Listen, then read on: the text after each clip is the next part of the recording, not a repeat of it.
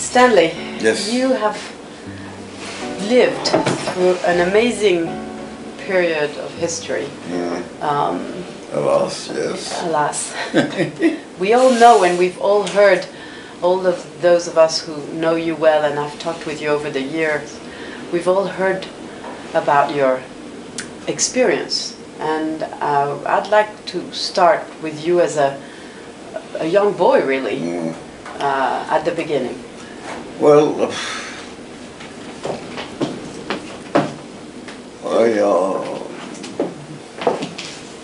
what I remember, because I don't remember that much about the beginning, I do remember a few things. My mother was Austrian, hated Austria and Austrians, and had moved out of it as soon as she could, and went to France with a detour through the United States, which she also liked very much.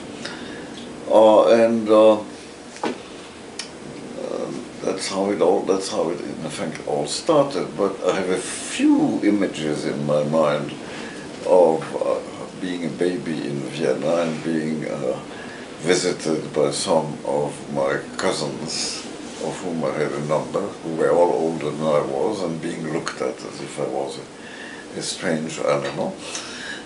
But then we left very soon and went to France. And my first language was really French and German, but I went to school in France, and that was decisive. So that my German by now is a little bit rusty. I don't remember much about Vienna. I have a few images of fairly dark apartments and of visits from my different cousins. But that's pretty much it. I know that my mother had some very good friends in Vienna, but didn't like to live in Austria. She was very much a free spirit. She liked traveling a lot, and she had developed, I think, two things. One is a deep antipathy towards Austria and Austrians. Since she's no longer here, she can't tell you exactly why, but I can tell you that this was it. We can guess. We can guess. She had traveled a lot in the world. She was very much an independent woman, and I think the Austrian whom she knew, including some members of her family, didn't like that very much. She was too independent for their taste. So she loved France, no doubt. She always told me the same story, which is that she went with her mother, whom I never met or knew because she died quite young. They went to Nice when my mother was about 15. They went to a hotel where my wife and I stayed many years later, still there on the Promenade des Anglais. Mother went there with her mother. They arrived, I gather, fairly late in the evening. The maid came to close the curtains because it was getting dark, and said with a tone of utter certainty, "Et demain viendra le soleil." And my mother thought this was unheard of. One can predict when the sun will be there, which was not the case in Vienna. And we never forgot that story. So It was scientific. it was scientific, and it was true. The next day the sun was there. But so that was the beginning of her affection for Nice. So I spent my childhood in Nice, and left only because my mother decided when I was when we went to Paris. I was born at the end of 1928 and stayed in Nice until the famous year of 1936, the year of the Popular Front and so on. At which point my mother, in a fit of total irrationality, decided that even though she knew that schools in Paris were likely to be tougher than they had been in Nice, which I wasn't, so I must say I wasn't, in retrospect, so sure of. But still, she decided that if we moved to Paris, which she wanted, because she thought that schools were better and tougher in Paris, I should have some remedial work, so to speak. Because after all, I was skipping a grade. So I took lessons from a very nice lady who was a school teacher in the lycée to which I was going to go in a suburb of Paris, in Neuilly. And I discovered rather quickly that this lady, whose husband was also a school teacher in the same lycée, was actually an arch reactionary. It made absolutely no difference, and I discovered something which is very important if one deals with the French system. If you're a good student, everything else disappears. The two top students in my grade, in my class, starting in Nice. Nice was full of refugees from Russia who had left Russia after the revolution, who couldn't stand the new regime. Les Russes blancs. Les Russes blancs. And the two top students in my class in Nice were one Russian, who, I don't know what's happened to him. He's written a book. He became an editor, but I don't know what. He was always a bit mysterious, which I associate with Russia. But he was a very good student and quite charming and very competitive. And we walked up the same road to go to our lycée in Nice. And the second best student in the class was I, who was born in Vienna, and was certainly not French. Another refugee. Another refugee. And everybody thought this was perfectly normal. Were people aware that you were Jewish? No. Didn't matter. Didn't matter. Nobody asked me.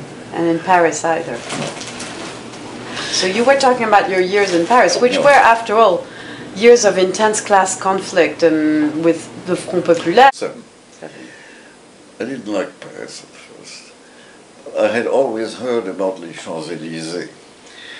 And to me that meant Elysian fields. And what do I see? I see a huge avenue with lots of automobiles, very crowded. Of course there was the Arc de Triomphe at the end, but it, you know, if you've lived in the Midi, it had some virtues. It was paradise lost and illusions lost. Yeah. It was like paradise lost, because the lycée in Neuilly, which was a suburb of Paris to which we moved, was a little bit, in fact it even looked like a jail, with bars in front of the windows and so on.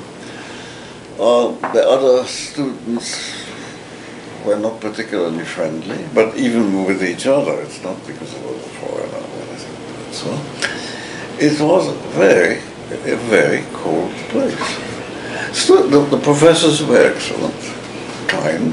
I have no complaints. I mean, I have very few complaints about the French school system. In fact, none. Because it was meritocratic. L'école de la République. It was meritocratic, and the remarkable thing is that, and I'm thinking of the war years, which were another problem, but even during the war years, the fact that I was in fact a foreigner, they had no idea whether I was Jewish or not. I was not practicing anything, that was my mother. But what mattered was my grades, and that was it. And I'd be eternally grateful to the school system, because one got a very good education, and I have no complaints. Would you say it turned you into a Frenchman? Oh, the school turned it. What? It didn't tell me, but it did it both in Nice and in Paris in such a way that it was quite normal. This Russian I was talking about, who was my classmate in Nice, and who became a publisher later in life. I've lost complete trace of it. He's written a book about his own adventures, in which I appear, and the little I read about it, I knew I shouldn't read any more of it, because everything was fiction. I thought fiction, but anyway. There were lots of foreigners, and as long as they were good students, they were not treated as foreigners. And that I thought was a remarkable achievement, especially as one saw that mainly during the war years. Many of them were not particularly in conformity with the Republican model. Many of them were ardent Catholics, many of them were reactionaries, what have you.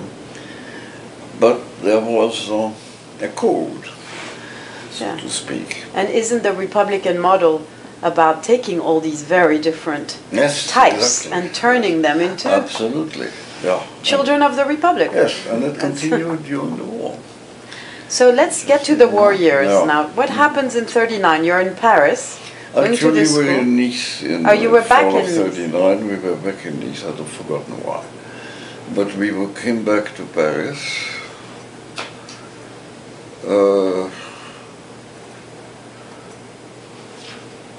And left. We were not in. We had a very nice apartment, not in Paris, but in Neuilly. My lycée was in Neuilly. It looked like a jail, but certainly it had its virtues. The lycée in Nice was a former hotel built by the Germans in Nice before World War I. It was ready for use just as the war began. It was, of course, confiscated by the French government and turned into a lycée. It was paradise, because it was not meant to be a lycée. So it had lots of bathrooms. It wasn't that. It had an unbelievable view. It was on top of a hill. It had an unbelievable view of the sea. It had a huge playground with benches and trees and so on. It certainly did not look like your average half prison, half school. So that was nice. And when I got to Paris, I had a slight sense of paradise lost. But the professors were excellent, and I can't say much about my classmates because it was a singularly I wouldn't say unfriendly milieu. But some of them were unfriendly. Neuilly was a very reactionary place. Harry, si tu veux venir, tu peux, mais... And but the teachers were excellent, and never had any problems with them. So then we went back, when the war began, September '39, we decided we would return to Nice. I've forgotten why, but we did.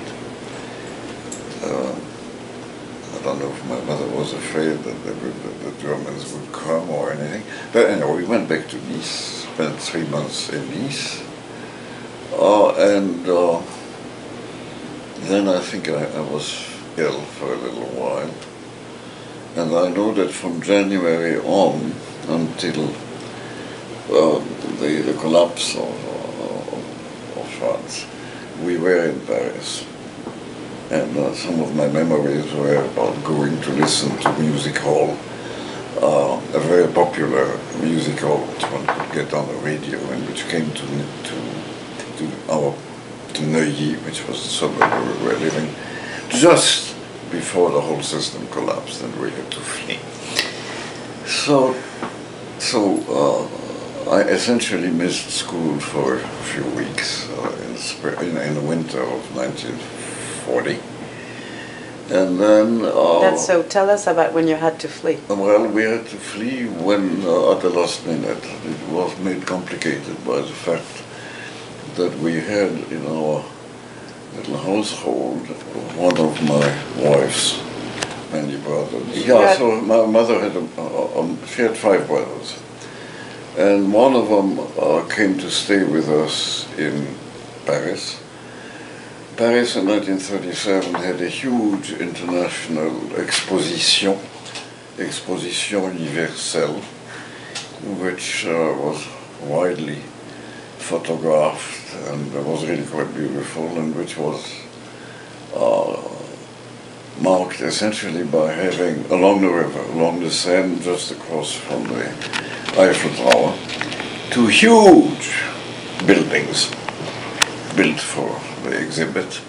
One was a Nazi building with two heroic Nazis on top of the building, and the other one was a Soviet building, equally heroic, facing the German one. Both of them just next to the. Did any of you feel that it was foreseeing history? Well, everybody thought they were foreseeing history, and so that was. And this uncle of mine stayed with us and was an ardent visitor of this huge exhibit. So we went together very often. He stayed with us because he was. My mother was very fond of him. He was divorced. He was a lonely soul and a very nice one. So then, unfortunately, he had a stroke, which was important because it meant that when we had to flee Paris a few weeks later, because the Germans, everybody knew the Germans might be coming. So there was a huge exodus, about which, incidentally, the historians have not written much. Tell us about the exodus. Well, I mean, hundreds of thousands of people were convinced, having seen the pictures of what had happened in Spain, were convinced that there would be mass killings, bombings, mainly bombings. In Paris? In Paris. So there was a huge exodus from Paris. Exodus number 1. Nothing happened. And as a result, within 3 or 4 months, people came back, made the mistake of coming back, thinking that the dangers were over. Nobody thought that France would just fall as it did. But there was this first exodus, which was really very interesting, because it was a sort of general rehearsal for what happened the next year. But we went to Nice. Because of this, for again, we knew Nice well, and we spent 2 or 3 months there. Then when we saw that nothing was happening in Paris, where we, after all, had our apartment and all our things, we went back to Paris, which was not a good idea. I got ill for a while, and by the time I recovered, it was practically time to flee, because France was collapsing. And I was still in bed when one got all the bad news about the lost battles. And on the day that the Germans invaded France, which was the 10th of May 1940, I was in a Neuilly clinic being operated of appendicitis. And when I woke up, which was more or less 3 days later, I was operated during an air raid alarm. Okay. And when I woke up, the war had been lost. Literally. How did you learn? Hmm? How did you learn? Radio. The radio in the hospital? Yeah, and from the doctors and so on. And the people were taking all kinds of precautions to flee for good this time. What did you think when you heard the war is lost on the radio?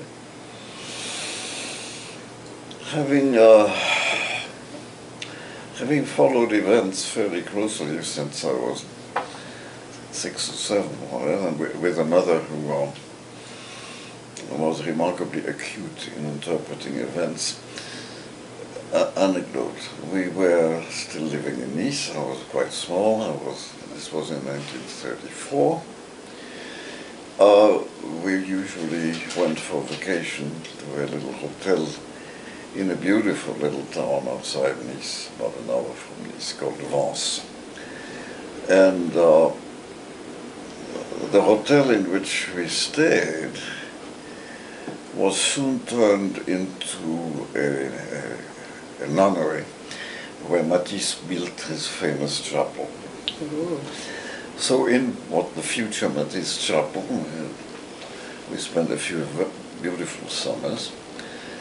But we followed the events and we realized that things were not going to go very well. And my mother's reaction to the murder of the Austrian Chancellor, Adolphus, who was actually a really reactionary Catholic, but an Austrian patriot. Her 1934, right? 1934. Her reaction was, that's the end of Austria. And she was right. But except that nobody knew it at the time. So the following year, That was your political training, That was my hearing your political mother's... training, Est-ce que tu oui. peux nous parler du début de l'occupation? Comment ça a commencé pour toi, ton ça expérience a de commencé, l'occupation? Pour moi, j'avais été opéré de l'appendicite le jour où les Allemands ont envahi la France. J'étais opéré pendant que les sirènes marchaient. Et puis, pendant les 2 jours qui ont suivi, j'étais complètement hors de combat. Et quand je me suis senti un peu plus fort, c'est-à-dire plus tout à fait hors de combat, j'ai pris la radio et j'ai entendu à la radio M. Paul Reynaud, président du Conseil, dire « Et s'il faut un miracle pour sauver la France, eh bien, je crois au miracle. » Je me suis dit « Tout est foutu. » Parce que toi, tu ne croyais pas au miracle. Je ne croyais pas du tout au miracle. Et pendant ce temps-là, il y avait des centaines de milliers de gens sur les routes qu'on a suivis. Quand j'ai pu sortir de la clinique où j'étais à Neuilly, qui était à 2 pas de notre maison, on a foutu le camp. Et il y avait quelqu'un dans la maison, dans l'immeuble, une jeune femme qui avait une voiture, nous n'avions pas de voiture, qui nous a emmenés. Le malheur, c'est qu'on a dû laisser à Neuilly mon oncle avec qui on avait vécu et qui avait eu une attaque, si bien qu'il ne pouvait pas vraiment marcher. Alors on l'a laissé avec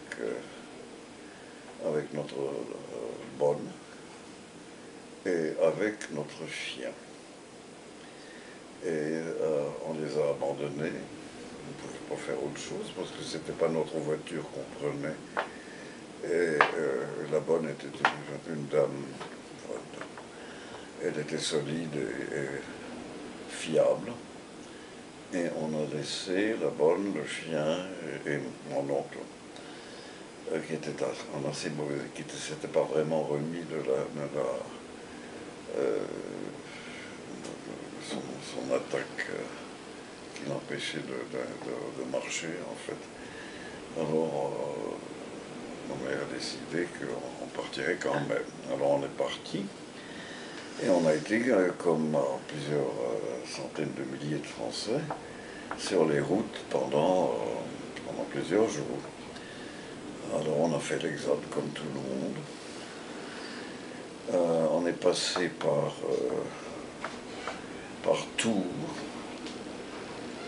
Et je me rappelle que le spectacle d'un Tours totalement encombré de véhicules en tout genre et de gens qui fuyaient Paris, c'était absolument, c'était une vision de cauchemar. La fin du monde. Fin du monde. Hein. Et alors une fois qu'on était à Tours, on a compris tout de suite que les Allemands n'allaient pas s'arrêter avant Tours et qu'ils continueraient.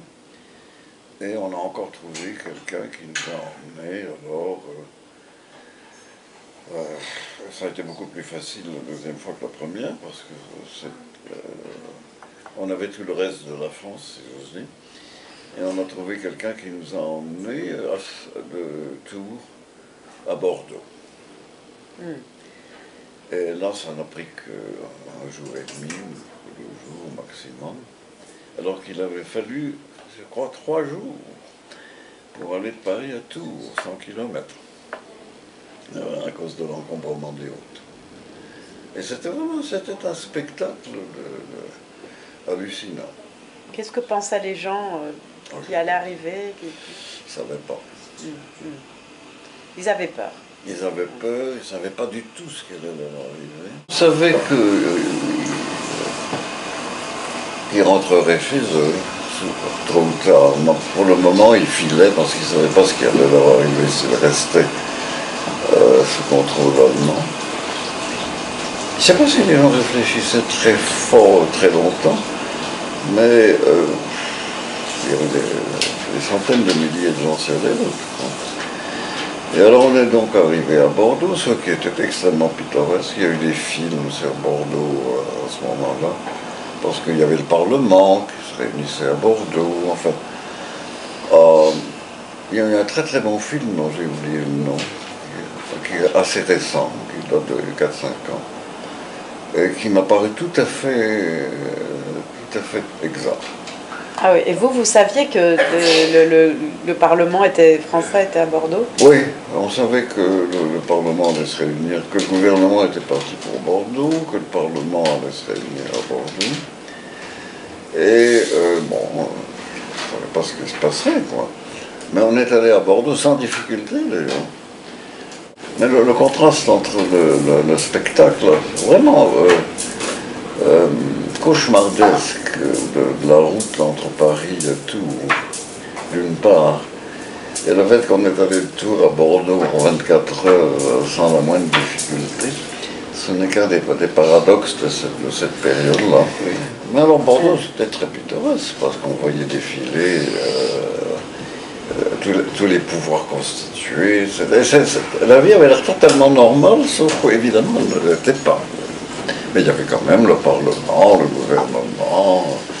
Et c'est pour ça que si jamais tu avais l'occasion de voir ce film, dont j'ai oublié le titre, mais qui date de 5-6 ans, et où Depardieu jouait un rôle superbe d'un ministre de la Troisième République qui passe du côté de Vichy après, mais le film était très très bon.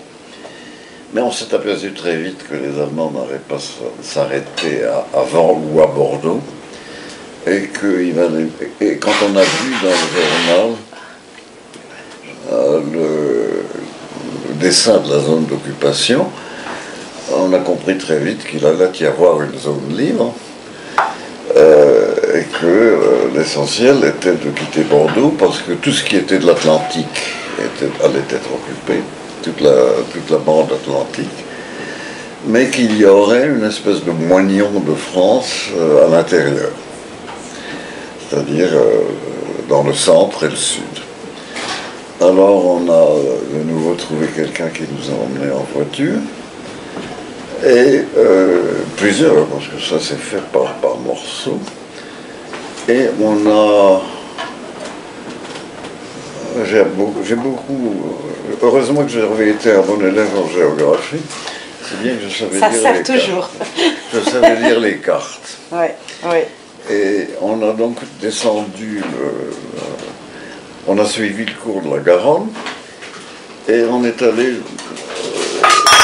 dans un village qu'on connaissait, où on était allé, voyons, enfin avant la guerre, parce que nous avions un ami qui datait de notre temps de Nice, et qui était un ami de ma mère, qui je crois était amoureux de ma mère. Bon, lui était un estrope. Il avait raison, c'était une femme extraordinaire. Mais lui était un vieux monsieur en mauvais état de santé, mais qui admirait ma mère et qui m'aimait bien. Et alors on s'est dit on va aller rejoindre ce monsieur qui faisait toujours une cure dans un village de l'Hérault. Et on est allé le retrouver dans ce village, un village qui s'appelle la Malouliba, qui était à la fois un lieu de paysans qui travaillaient la terre et un endroit où des gens prenaient les eaux. Des vieux messieurs fatigués, ou des vieilles dames fatiguées qui prenaient les eaux. Et on connaissait ce village parce qu'on y était au moment de la déclaration de guerre.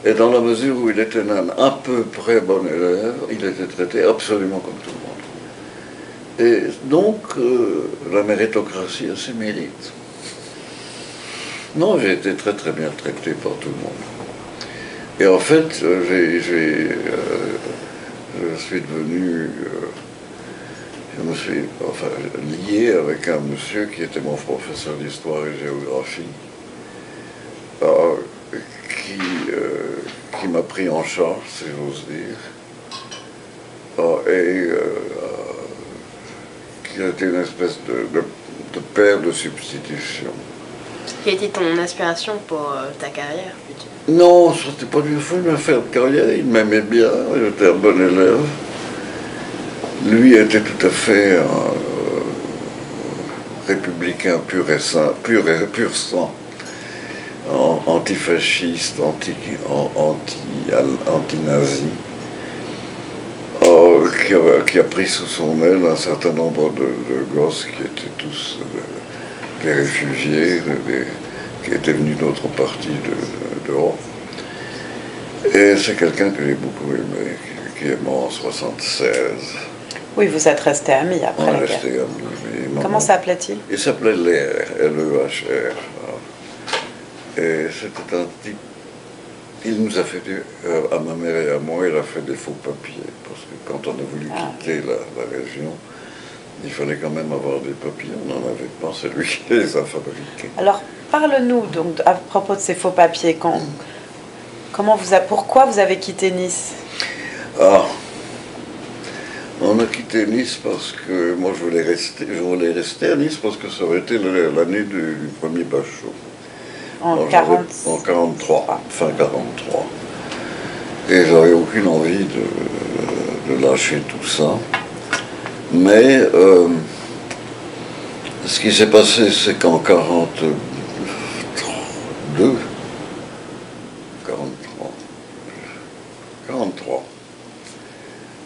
j'avais un ami qui était... 43, tu avais 15 ans. J'avais 15 ans, presque, c'est ça, oui. J'avais un ami que j'aimais beaucoup, qui était fils d'une famille roumaine installée en France. Le père était pharmacien à Paris. Et sa femme, avec laquelle il ne s'entendait plus très bien, était une dame tout à fait sympathique, mais vraiment estropiée. Et un beau jour, en rentrant du lycée, il y avait une voiture de la Gestapo devant leur maison, un grand immeuble. Le garçon était le modèle du type juif. J'ai la photo chez moi encore. Et ton très bon ami. Grand ami.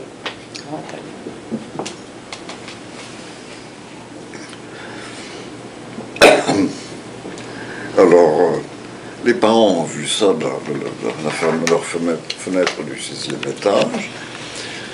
La mère, qui était, on disait un peu estropiée, a vu ça et est descendue les escaliers.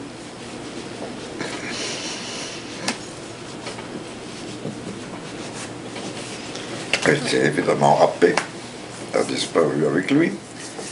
Le père et le frère, qui étaient plus jeunes, ont vu ça de leur fenêtre, mais se sont bien gardés de descendre. Si bien qu'ils sont restés.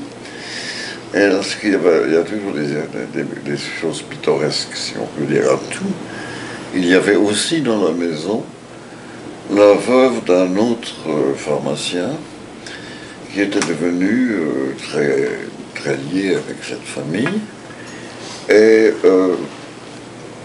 elle a pris le mari en charge, en quelque sorte, ils sont devenus amants. Et elle a vécu avec lui pour le reste de sa vie. Elle est devenue une très très grande amie de ma mère. Et c'était une femme tout à fait sympathique, gentille et tout. Si bien que lui a été sauvé. Et, mais mon ami à moi et la mère ont disparu. Alors il y avait un homme allemand d'origine juif, qui a passé sa vie à écrire sur à faire le récit de qui étaient les gens qui ont été arrêtés. C'est bien que dans ces livres, on trouve des détails sur chacun, sur la façon dont ils ont été arrêtés, ce qui leur est arrivé. Alors, quand j'ai vu ce livre beaucoup plus tard, la mère a été tuée tout de suite parce qu'en tant qu'estropié, elle n'avait pas de droit sous les nazis à exister. Et le garçon a vécu à peu près jusqu'à la veille de la libération. Il est mort juste avant.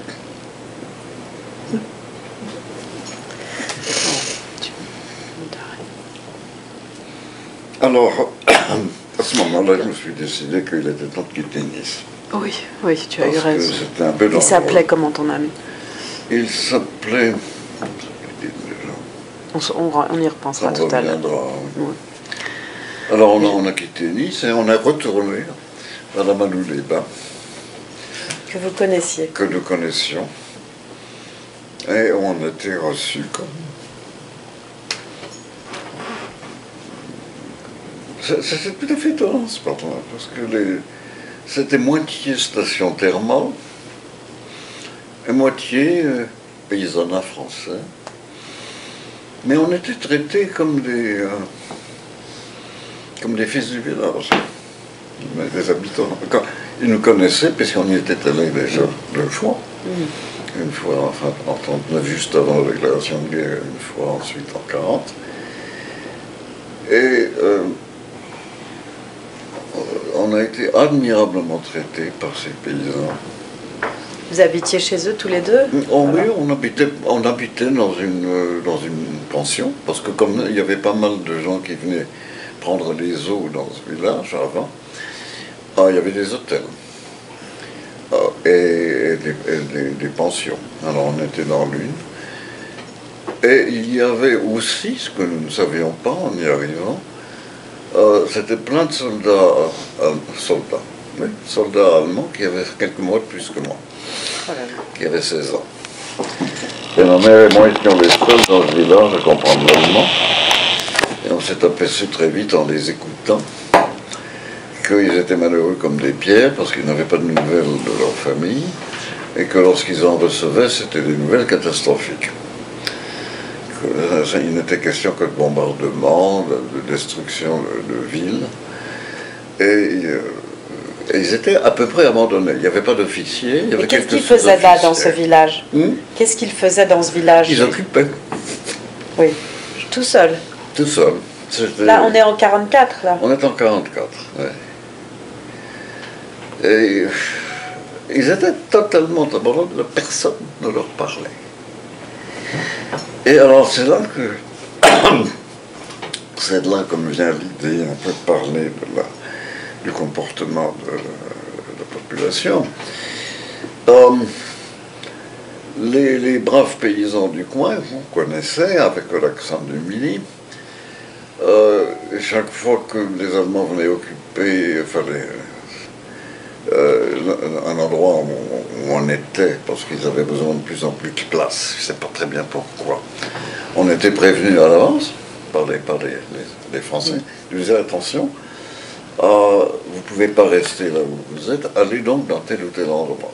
On a passé notre temps à déménager d'un endroit à l'autre. Ils vous protégeaient très sérieusement. Et comment? Oui. Et vous vous cachiez ou vous alliez dans des... Non, vous changiez de maison? On changeait de maison.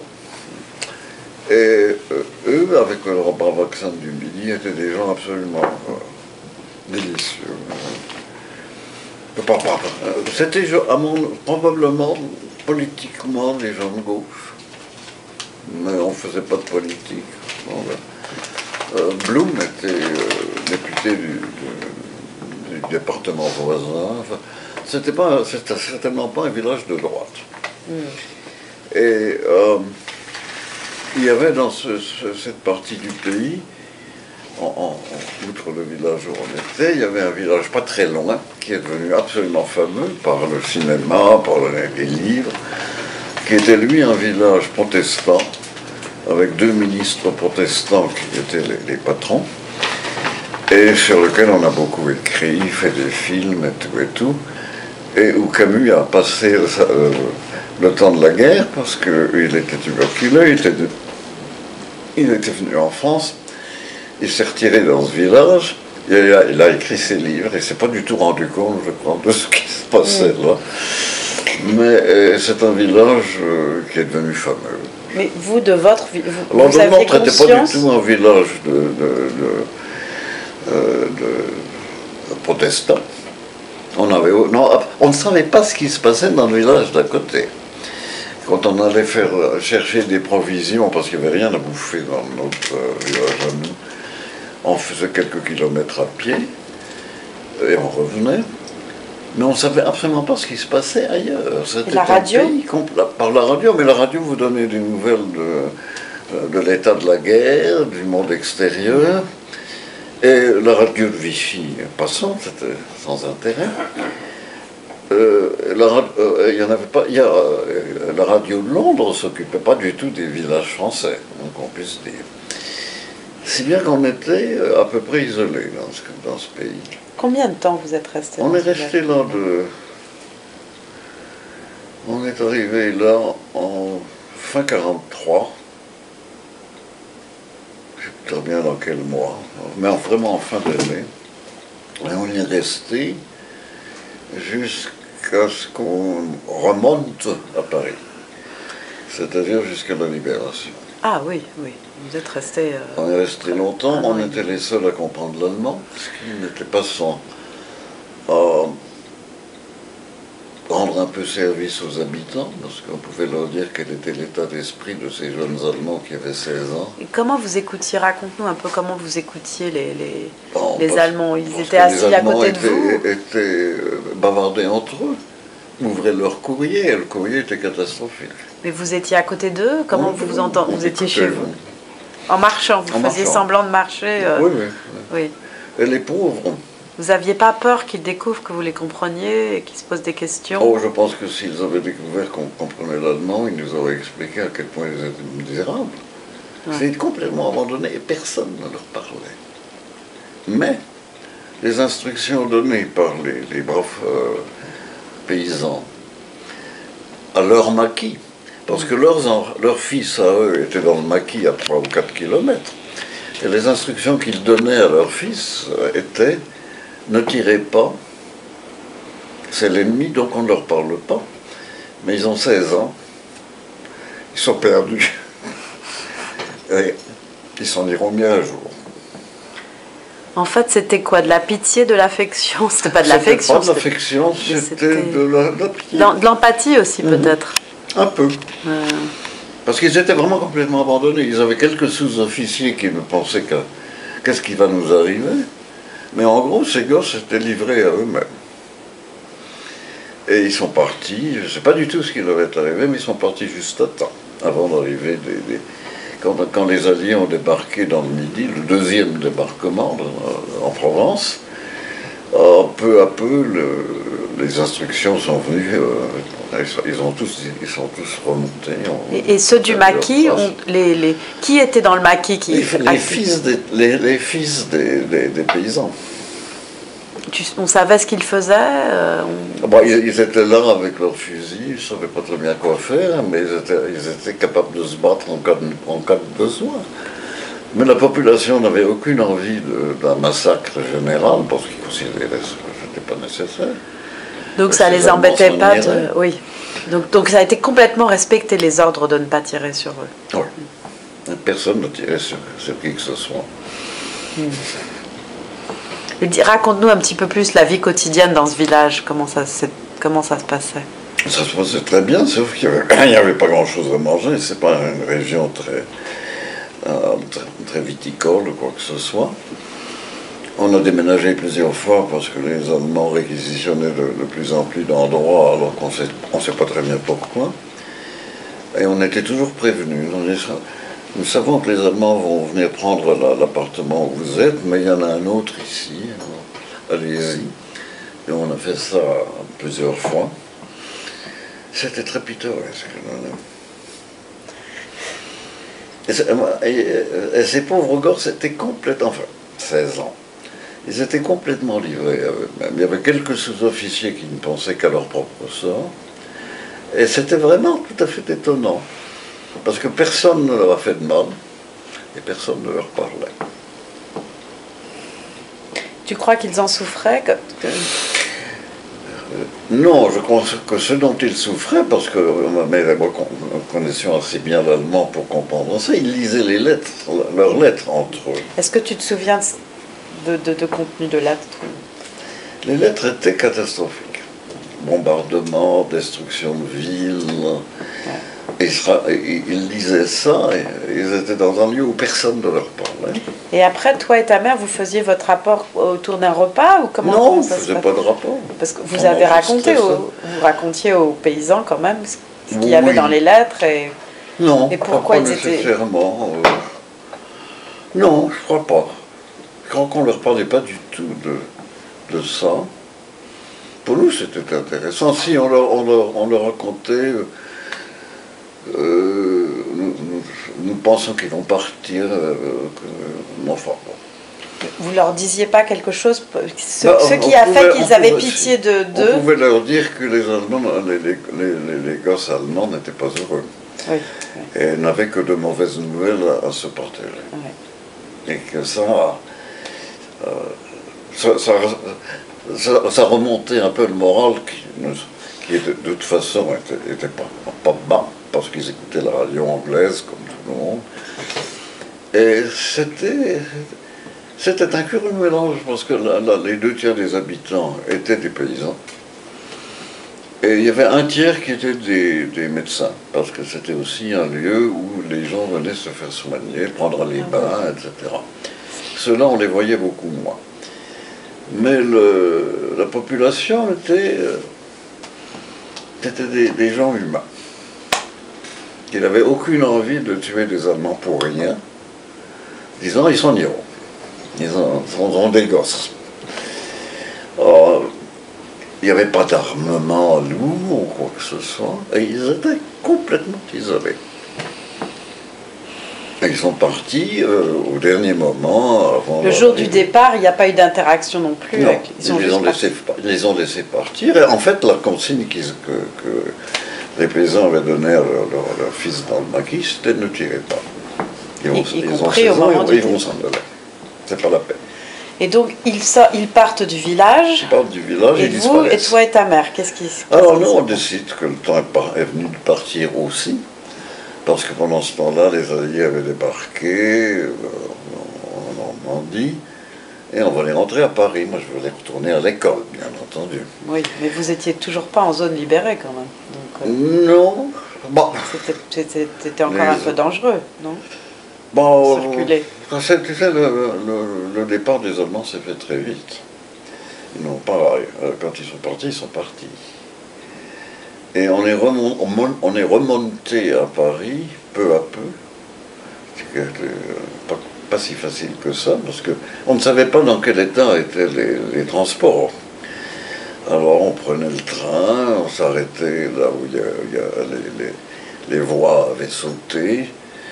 On s'est arrêté pour voir le père de mon ami qui avait été pris par les Allemands, parce qu'il était là avec sa nouvelle bien-aimée. Il était dans un village du Massif central, beaucoup mieux nourri que les gens de la Malou-les-Bains.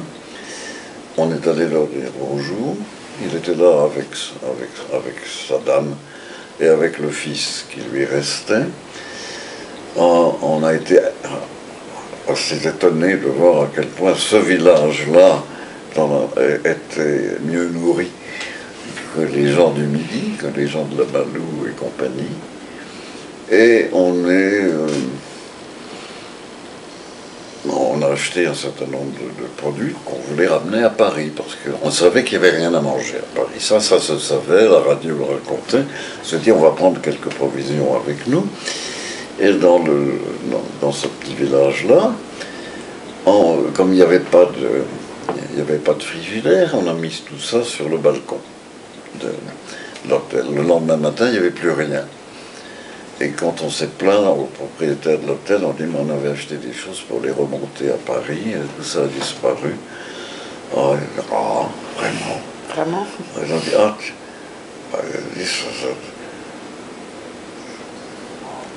on s'est dit, mais c'est probablement des animaux qui sont arrivés là et qui ont pris tout ça pendant la nuit. Je dis, mais c'est pas possible, madame. Nous leur donnons du pain à ces animaux pour qu'ils ne mangent pas les produits des gens. Alors, en mai 40, mai-juin 40, quand la moitié de la France avait tombé dessus, dans ce village,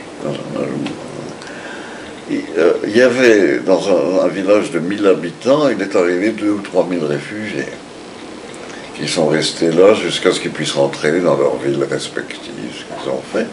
Ils ont été admirablement traités par les habitants. Ça, c'est ça qui m'avait tellement frappé. Et ils ont été reçus comme, je ne dirais pas des Français, ils ne faisaient pas attention à savoir si c'était des Français ou pas, mais ils les traitaient comme des malheureux, qui avaient besoin d'aide, et qu'ils ont pris en charge jusqu'à ce qu'ils rentrent chez eux. Comment un petit village comme ça, comme la Malou, pouvait s'occuper de 3000 personnes? J'ai toujours pas compris. Ils dormaient dans les champs ou... Mais comme c'était un village de cure. Il y avait des hôtels, il y avait des pensions. Alors les gens s'entassaient. Dans les champs. Et puis repartaient dès qu'ils savaient qu'ils pouvaient rentrer chez eux, ils rentraient chez eux. Alors, si bien qu'il y en avait peut-être 2000 au début, et puis à la fin, il y avait des gens comme nous qui ne savaient pas très bien où aller. Mais ils ont été admirablement reçus. Ça, c'était quand même remarquable. Sans parler, après, quand vous y étiez, là, ils vous protégeaient activement. Oui, ah oui, très. Tu nous ils as nous traitaient comme si on était des héros. Quand on est revenu après la guerre en 1946, en l'été de 1946, ils nous ont traités comme si on avait été des héros. Alors que tout ce qu'on avait fait, c'était d'attendre qu'on puisse rentrer à Paris. Mais vous étiez courageux, c'était difficile, tu avais vu des choses difficiles, tu avais quand même été témoin de mais les gens étaient terribles. extraordinairement gentils. Et avec toute leur jeune famille dans le maquis, à quelques kilomètres, avec qui ils étaient en rapport constant. Dans mon sac de couleur, qui est Alors c'est bien que ils ne nous ont jamais demandé d'où on venait, quelle religion on avait, de quel pays on venait. Ma mère parlait parfaitement le français, elle ne l'écrivait pas parfaitement parce que le français n'est pas une langue facile, mais elle parlait sans accent. Et puis on y était déjà allé 2 fois. C'était un très joli village. Tu nous dis que vous y êtes retourné en 1946 et que vous avez été 46. traités comme des héros. Est-ce qu'après vous y êtes retourné? On a retourné une fois depuis. Une fois. Et puis, bon, pas après. Peut-être qu'on pourrait y retourner. Oh, ce serait assez intéressant de savoir ce qui est arrivé. Ce serait très intéressant. Je pense qu'ils continuent leur vie imperturbablement. Ça n'a pas dû changer. Le temps ne fait pas de marque dans ce pays. Non. En Provence. La chance de Nice, si on peut dire, c'est que les Allemands voulaient bien laisser des miettes aux Italiens. Si bien que les occupants de Nice, c'était les Italiens. Et eux, comment ils se comportaient, les Italiens? Ils avaient en plein été de lourds manteaux. Ils n'avaient aucune envie de faire la guerre. Et il y a eu un jour célèbre où il y a eu un couvre-feu, non pas pour raison politique, mais parce qu'un Italien et un Français avaient la même maîtresse, et il y en a un qui a tiré sur l'autre. Alors il y a eu un couvre-feu de 48 heures. C'était très franco-italien. C'était très franco. Et les Français et les Italiens, il y avait beaucoup de familles qui étaient moitié françaises, moitié italiennes, de l'autre côté de la frontière. Les Français avaient pour les Italiens un mépris total. Ils respectaient les Allemands, et pour cause. Mais les Italiens n'avaient pas battu les Français, quoi. les Italiens étaient entrés en guerre juste à temps pour l'armistice. Et les Français avaient pris ça très mal, parce qu'ils se sont jamais battus. Ils n'avaient pas mérité d'occuper. Ils n'avaient pas mérité d'occuper. Et il y avait beaucoup de familles qui avaient des parents du côté italien. Et oui, à Nice, on parle italien. Comment? À Nice, on parle italien. Bon, à cette époque, beaucoup de gens parlaient italien. Beaucoup de gens parlaient italien. Beaucoup de familles avaient des parents des deux côtés de la frontière. Mais les Français avaient pour les Italiens un mépris écrasant, indépendamment de toute considération politique. Voilà. Ça me rappelle des histoires de Grèce. Mon père raconte l'occupation italienne et c'était la même chose. C'était très gentil d'ailleurs. Ouais. Les Grecs n'avaient pas peur d'eux. Ouais. Et tout a changé quand les Allemands sont arrivés. Tout à fait. Toujours pareil. Ouais. Donc on a parlé de beaucoup d'épisodes, mais pour toi, cette guerre, c'était pas forcément une guerre de violence et d'inhumanité. Il y a beaucoup d'histoires de décence. Vraiment la décence des gens, la décence des Français de la Malo, la défense même des jeunes Allemands. Oui, enfin, l'essentiel, c'était quand même le lycée, puisque j'y passais le gros monde. But what one learned from him was not just history and geography, but lots of music and lots of anecdotes. He was a wonderful character.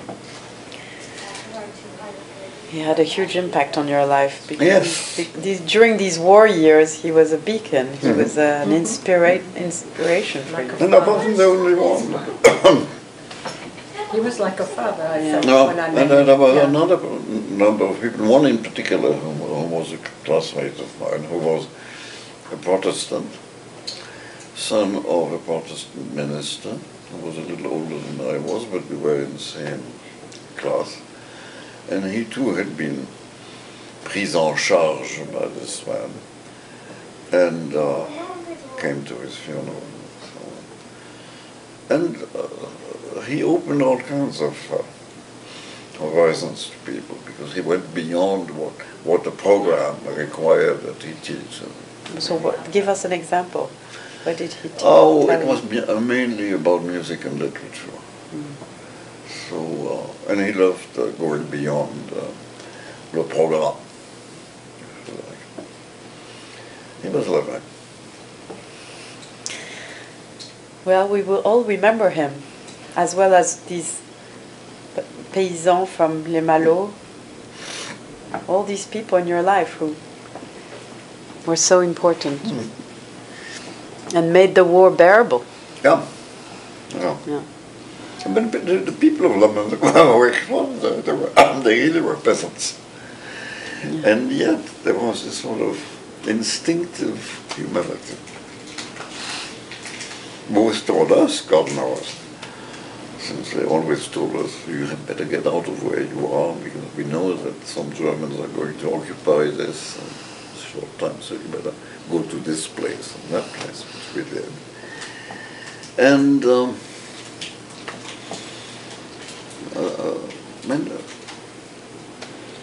in many other villages, which were where the Maquis were more were communists. After lots of communists in the resistance, it was much bloodier. Not one drop of blood was lost, because they knew that the 16-year-olds were perfectly harmless. And they had a certain amount of pity. They didn't know what they were saying to each other. We told them what we heard. But you know, they were 16-year-olds with practically no officers, certainly no officer, a few sous-officiers. And they were left to themselves. These people had...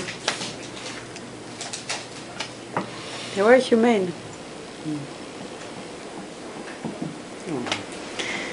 Thank you, Stanley. Thank you. And what that movie, which I've forgotten the name of it, but it's easy to find. It has an extraordinary scene. Vichy sent to that village one of its ministers, who was an idiot, but a perfectly decent idiot, Catholic. They sat him on a sofa and lectured him about what Vichy represented in their eyes and how awful it was and how scandalously unpatriotic it was. And the poor guy didn't know what to do with himself and started crying. And they kept lecturing him about, this is a patriotic war and you must know that. They didn't do anything to him, they just lectured him. They needed to do that. They did. They needed to do that. Mm-hmm. And he needed to hear it. He needed to hear it. And the amusing thing is that there was a préfet for that part of France who helped the Marquis, he was a Vichy préfet, but he was on the other side. And so this group of people, these Protestants, felt that they had protection from up high, at least from that man, and that they could say anything they liked to these Vichy people who came back. Camus lived in that village. I don't think he quite.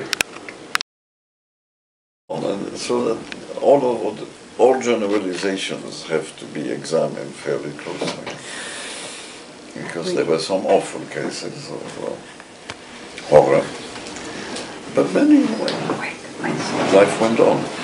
Yeah, I mean, so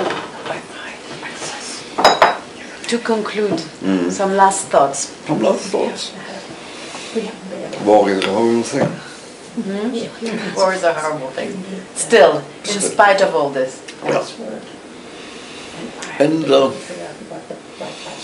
I can't help but think that the fact that while there were some absolutely dreadful cases which everybody knows, Rohadou and so on, with the Gestapo and the SS killing innocent people in large quantities, the fact is that in many cases that did not take place. And I think it somehow made the Franco-German reconciliation much easier. That there must have been some young Germans who came back saying, well, they didn't kill us, they could have. And I think it was You think those young Germans were numerous enough that they made a difference? Well, they knew what could have happened to them, because there were the counter-examples in some of the cases. And the French policy, actually, this was under the first de Gaulle, and de Gaulle were quite keen on preserving the future, so to speak. Of course, they wanted to defeat Germany, but they thought that. You think they were behaving in this way to prepare the post-war? I don't think that they would not consciously did, but I think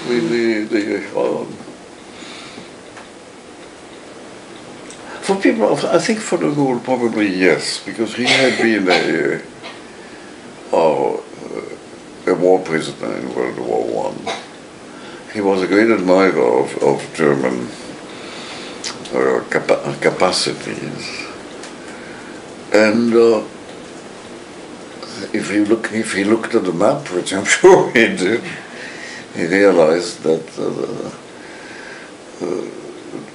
ultimately the French and the Germans had more in common, alas, than the French and the British. That they were both, in a sense, defeated countries. I think he had very few illusions about that. And that the British will never consider the continental Europeans like equals. It's still the case. But I think this is what, on balance, de Gaulle thought the French had more potential. It is a paradox, because this was a moment when the French had experienced the worst of what the Germans could do. So do you think that was But I don't think he generalized to all the Germans. Wars are awful things. They were neighbors, and they had in different ways both lost the war. And the British were the British.